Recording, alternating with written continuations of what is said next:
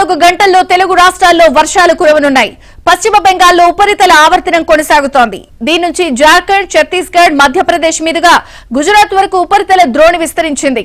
అటు అరేబియా సముద్రం నుంచి వచ్చే తేమ గాలులతో రాయలసీమ, కోస్తాల్లోని కొన్ని చోట్ల వర్షాలు కురుస్తున్నాయి.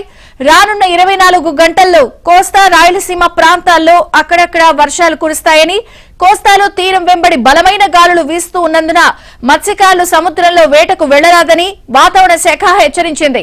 వచ్చే 4-5 రోజుల్లో పశ్చిమ బెంగాల్, బంగ్లాదేశ్ కు ఆనుకుని ఉత్తర బంగాళాఖాతంలో అల్పపీడనం ఏర్పడే అవకాశం ఉందని వాతావరణ శాఖ అంచనా వేస్తోంది.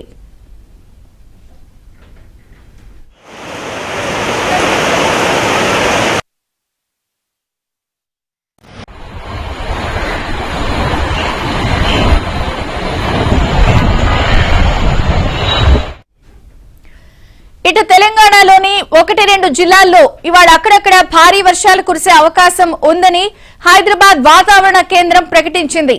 ఆదిలాబాద్ జిల్లాలో 1-2 చోట్ల భారీ వర్షాలు కురిసే అవకాశం ఉందని తెలిపింది. ఆసిఫాబాద్, మంచిర్యాల, జగిత్యాల, నిర్మల్, నిజామాబాద్, సిరిసిల్ల, పెద్దపల్లి, కరీంనగర్, భూపాలపల్లి, ములుగు, కొత్తగూడెం జిల్లాల్లో అక్కడక్కడ తేలికపాటి నుంచి మోస్తరు వర్షాలు కురిసే అవకాశం ఉందని వెల్లడించింది. ఆది, సోమవారాల్లో కూడా కొన్ని జిల్లాల్లో అక్కడక్కడ తేలికపాటి నుంచి మోస్తరు వర్షాలు కురిసే అవకాశం ఉందని పేర్కొంది.